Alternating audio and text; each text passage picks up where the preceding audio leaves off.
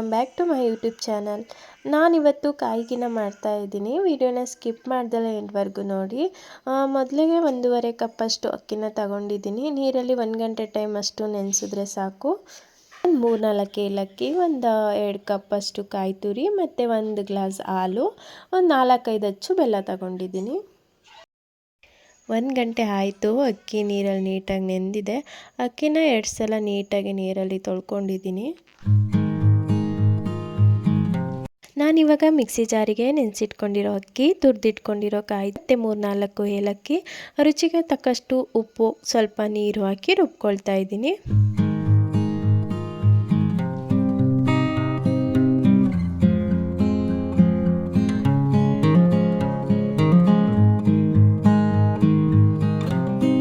ರುಬ್ಕೊಂಡಿರೋ ಮಿಶ್ರಣನ ಒಂದು ಜಾಲರಿಗೆ ಹಾಕ್ಕೊಂಡು ಜಾಲರಿಯಲ್ಲಿ ಸೋಸ್ಕೊಳ್ತಾ ಇದ್ದೀನಿ. ನೀವು ಬೇಕಿದ್ರೆ ಒಂದು ಕಾಟನ್ ಬಟ್ಟೆ ತೊಗೊಂಡು ನೀಟಾಗಿ ಸೋಸ್ಕೊಬೋದು.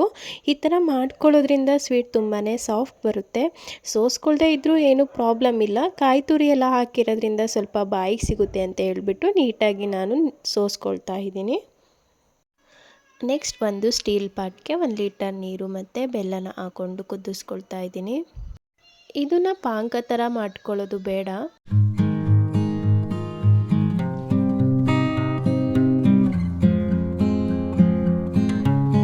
ನೆಕ್ಸ್ಟ್ ಇದನ್ನು ಒಂದು ಜಾಲರಿಯಲ್ಲಿ ಸೋಸ್ಕೊಳ್ತಾ ಇದ್ದೀನಿ.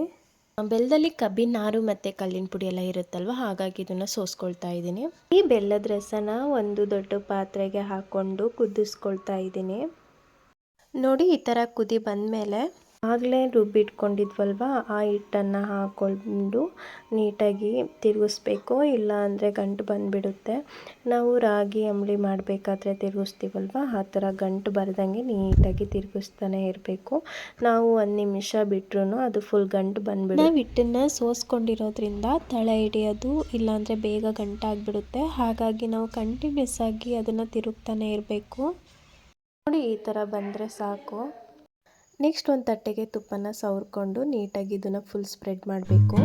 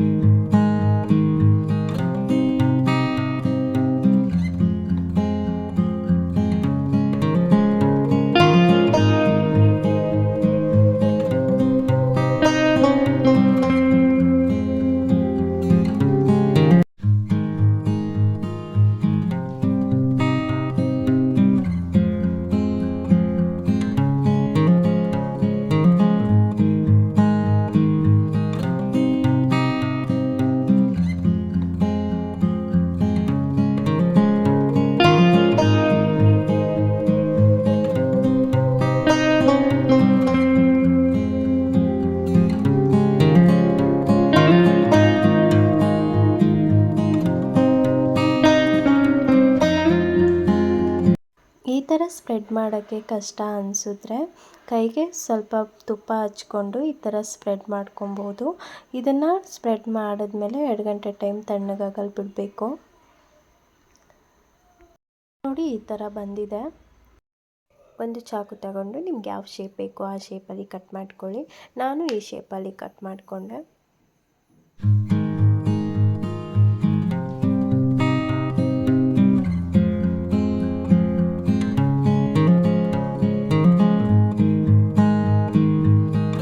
ನಾನು ಇದನ್ನು ಫಸ್ಟ್ ಟೈಮ್ ಟ್ರೈ ಮಾಡಿದ್ದು, ಟೇಸ್ಟ್ ಚೆನ್ನಾಗಿ ಬಂದಿತ್ತು. ಐ ಹೋಪ್ ಈ ವಿಡಿಯೋ ನಿಮಗೆ ಇಷ್ಟ ಆಗಿದೆ ಅಂತ. ಈ ವಿಡಿಯೋ ಇಷ್ಟ ಆಗಿದ್ದರೆ ಲೈಕ್ ಮಾಡಿ, ಶೇರ್ ಮಾಡಿ ಆ್ಯಂಡ್ ಕಮೆಂಟ್ ಮಾಡಿ. ಇನ್ನೂ ಯಾರೆಲ್ಲ ನನ್ನ ಚಾನೆಲ್ನ ಸಬ್ಸ್ಕ್ರೈಬ್ ಮಾಡಿಲ್ಲ, ಈಗಲೇ ಸಬ್ಸ್ಕ್ರೈಬ್ ಮಾಡಿ.